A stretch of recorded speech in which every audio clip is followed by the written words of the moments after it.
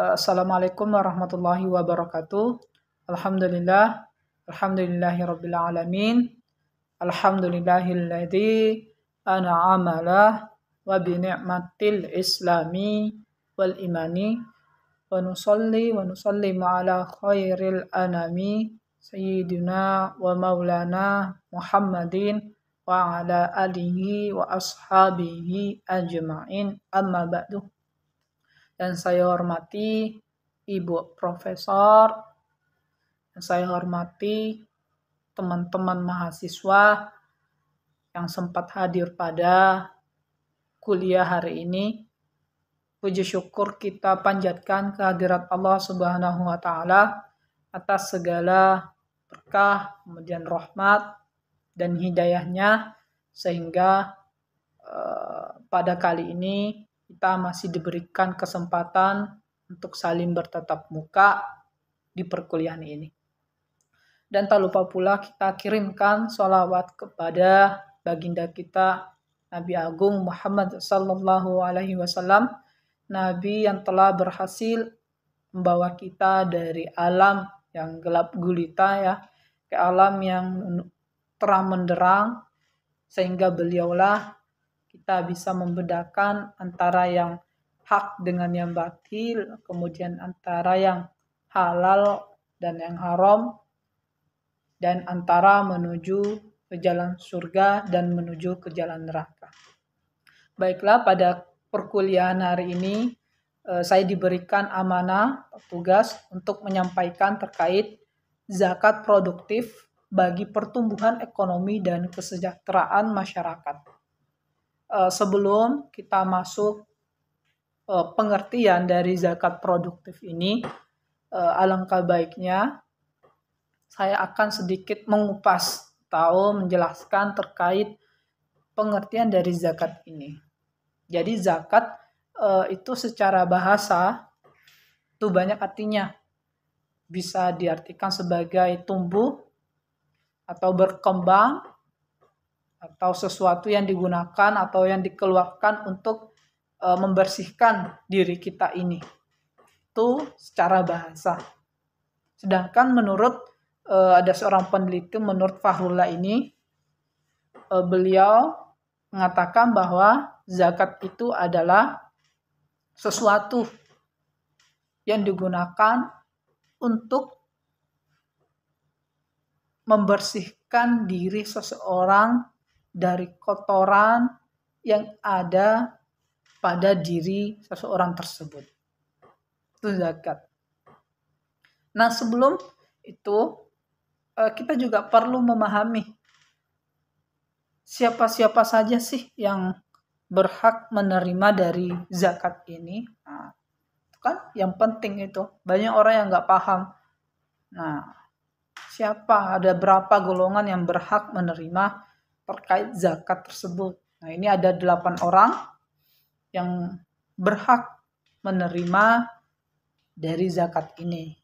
Yang pertama yaitu seorang fakir, kemudian orang miskin, kemudian amil juga, itu juga kan berhak menerima zakat, kemudian mu'alaf, itu kan juga berhak menerima zakat, kemudian orang fisabilillah, orang-orang yang berjuang di jalan Allah, itu kan juga berhak menerima zakat.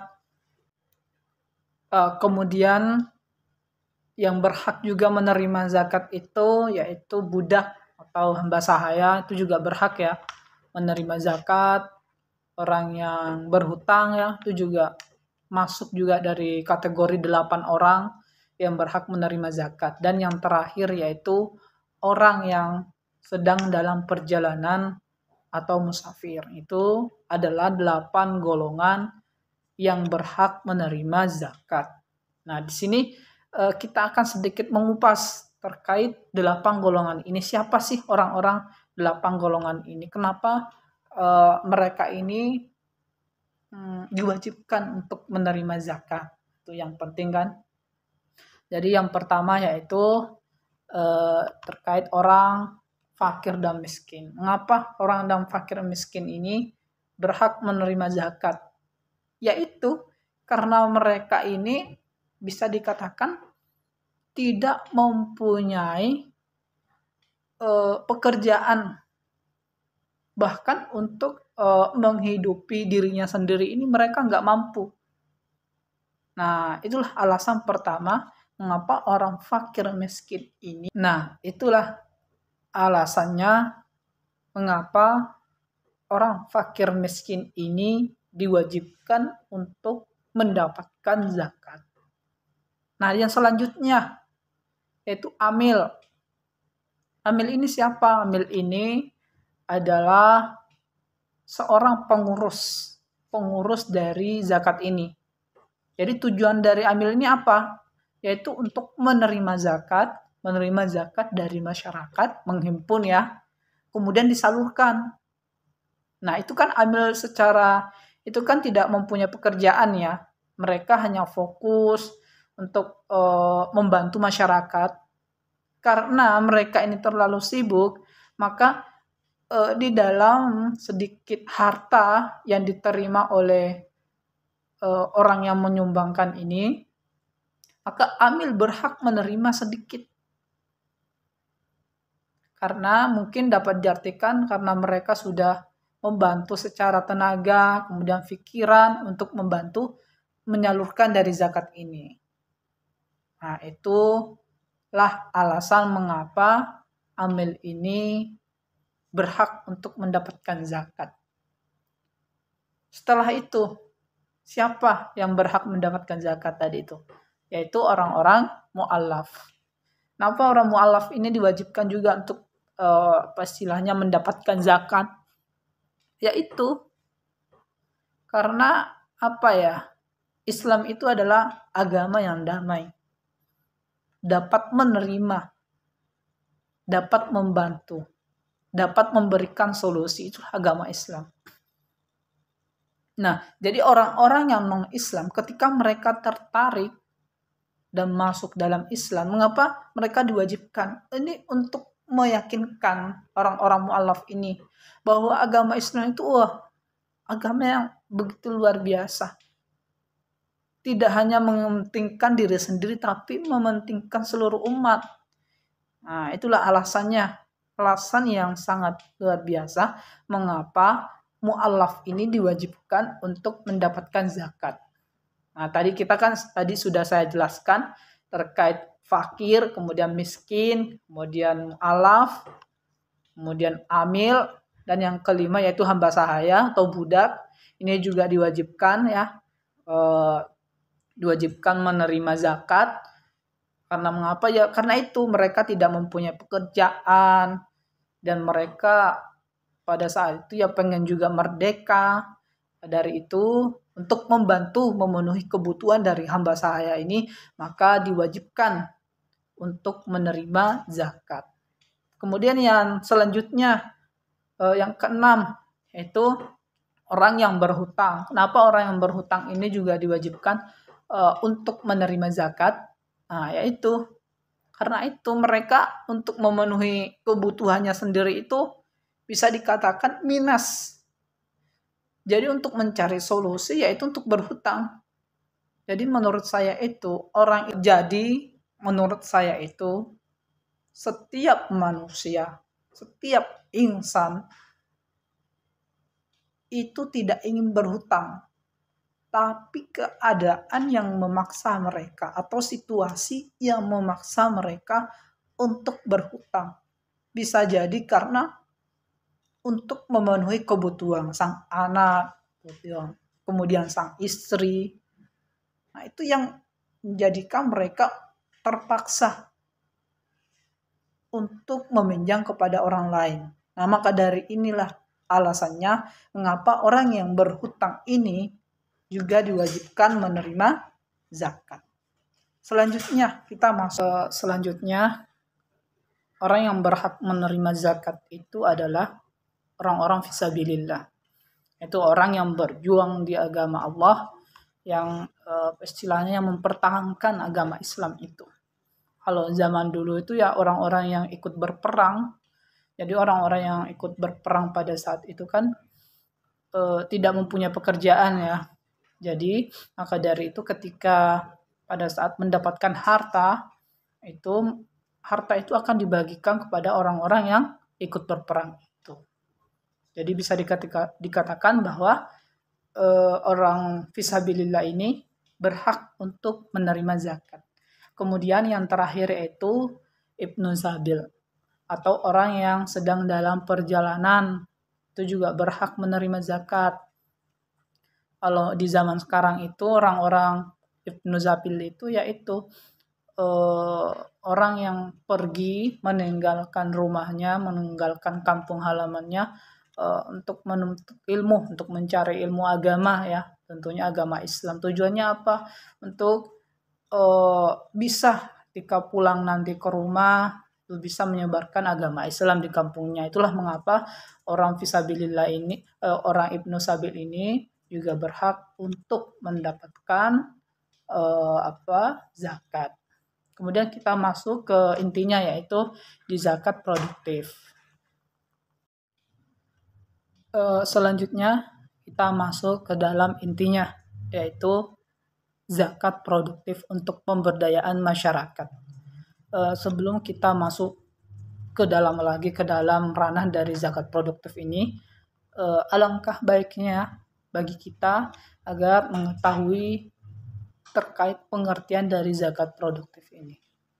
Nah, jadi zakat produktif itu adalah zakat yang diberikan kepada fakir miskin, kepada orang-orang dalam tujuan untuk hal-hal yang bersifat produktif. Bisa dikategorikan dari Basnas ini memberikan zakat ini untuk tujuan yang berikan modal, bukan berikan uang ya. Kalau memberikan uang itu ya kan bisa langsung habis ya, digunakan untuk kebutuhan sehari-hari. Tapi modal dalam artian ini sebagai aset atau alat-alat untuk membangun sebuah bisnis. Itu yang disebut dengan zakat produktif. Kemudian apa sih manfaat-manfaat dari dari zakat produktif ini? Apa sih fungsinya ini? Yaitu untuk meringankan ya, tentunya untuk meringankan penderitaan dari masyarakat ini. Itulah fungsi dari zakat produktif ini. Kemudian untuk membantu membangun bangunan-bangunan yang bersifat produktif. Bersifat produktif itu seperti panti asuhan, kemudian madrasah yang digunakan untuk menuntut ilmu, kemudian tempat-tempat ibadah itu kan zakatnya itu tersalurkan langsung ke tempat yang bersifat produktif itu.